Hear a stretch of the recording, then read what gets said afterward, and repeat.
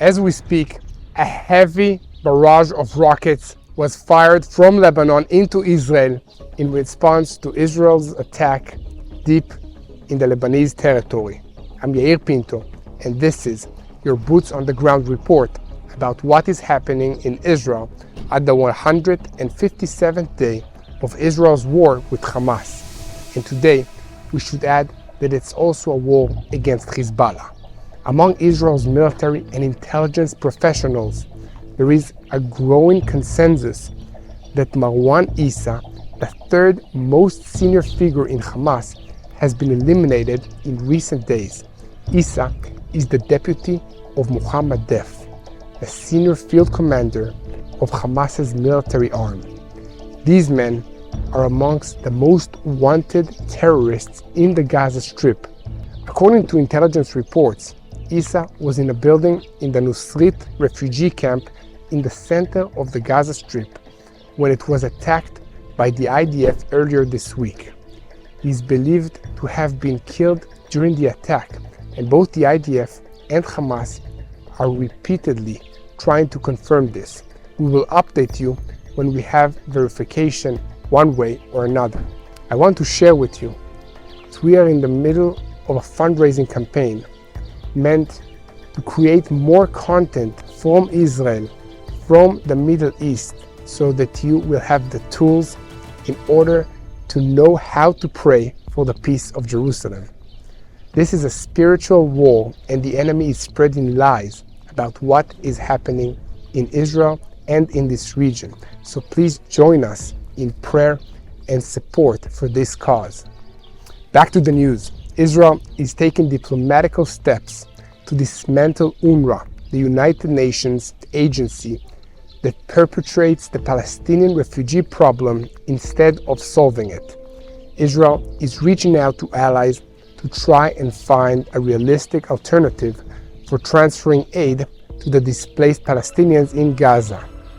These moves come after the accumulation of evidence and intelligence indications of the involvement of UNRWA employees in the October 7th massacre and terrorist activity as well. The IDF has so far proven that at least 450 UNRWA employees are involved in terrorism. Also, the evidence shows that the organization itself exceeded the limits of its mandate in the Gaza Strip, from food and employments for areas such as schooling. Israel does not want UNRWA to sponsor temporary shelters for displaced people in Gaza.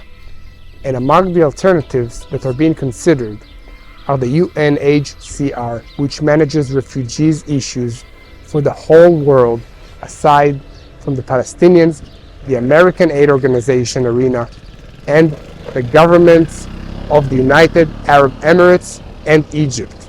UNRWA's isolation campaign succeeded, as previously mentioned, in damaging the agency's funding. Its Secretary General, Philippe Lazzarini, warned recently that the agency is in danger of death. It is a danger of dissolution. This is a difficult problem that has no simple solution, but it won't be helped by the spiteful rhetoric. So please continue to spread the truth, share and follow us on YouTube, and continue to pray for the peace of Jerusalem. Getting back to the threat on Israel's northern border, a large salvo of rockets was launched into Israel from southern Lebanon in the early morning hours of Tuesday. Most of the incoming rockets were intercepted by the Iron Dome anti-rocket defense system, while others fell in open areas. No casualties were reported from the strikes, as most of the residents of the targeted areas have long been evacuated. The salvo came following IDF strikes on Hezbollah targets in Baalbek, which is 100 kilometers north of the border with Israel. Additionally, the Air Force hit Hezbollah targets in the Bakeh village, also far to the north of the border. The IDF spokesperson's office said that the targets that were hit were associated with Hezbollah's Air Force, meaning surveillance drones like the ones that Hezbollah has flown into Israel in the recent days. You need to understand that in order to ensure peace for the citizens of the State of Israel, the problematic situation in the north must be resolved. But I don't see an easy solution to it. The status quo is unsustainable, and the alternative is to launch a major operation in the north when Israel decides. I don't think anyone can say when this will happen, but I feel safe in predicting that we're getting closer to this scenario. Getting back to the Gaza Strip, the battle continues in the Hamad neighborhood in Khan Yunis. The soldiers of the IDF's commando-style Agos unit raided terrorist infrastructure in the last 24 hours, moving in on foot and locating large caches of weapons and ammunition, while eliminating dozens of terrorists and arresting others who surrendered. I would like to tell you a story about an incident which touched my heart. Soldiers of the Agos unit who were moving through this area came under fire from terrorists in a nearby building. The traditional response to this would be to direct a massive firepower towards the building in hopes that a few bullets would hit the source of the shooting, but these soldiers had a different idea. They sent up a smart drone which quickly detected the exact spot where the terrorists were firing from. So the soldiers hit the spot with a Matador missile, which neutralized the terrorists but did not hit a woman and 2 children that were in the next room. Crazy, right? But these are special precision weapons that Israel has developed specifically for this purpose. This is completely contrary to what the world is saying about Israel. The IDF is risking its own soldiers' lives in order to defend the civilian population. Elsewhere yesterday, the IDF bombed 3 more buildings in Rafah. No casualties were reported, but unverified reports said that these were Hamas information and command centers. Switching focus again to Judea and Samaria, where the IDF is continuing to manage a very difficult security environment. Overnight, Monday, the IDF, Shin Bet, and the border police units went on a comprehensive operation in the Nur Shams and Tulkarem areas in the West Bank. During the operation, engineering forces uncovered charges under the roads of a parked car that had been planted with the idea of ambushing our forces as they moved in.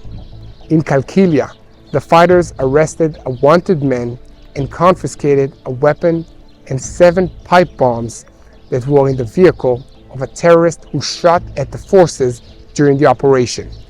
This is a good place to go back to the beginning of the report.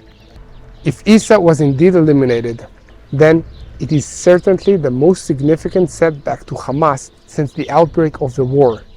The elimination of the senior members of the organization and its commanders saw great panic and confusion in a terrorist organization, creating doubt among the rank and file and disorder in the chain of command.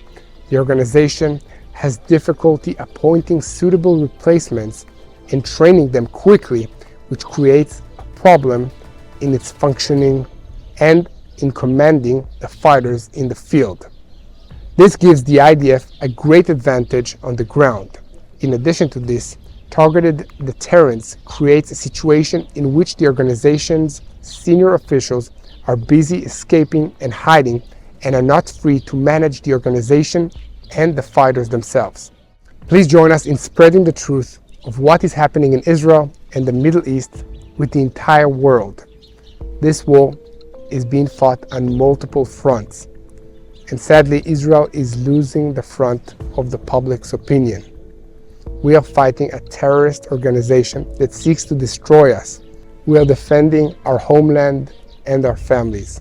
Please help us spread this truth, and please join us in prayer for the peace of Jerusalem.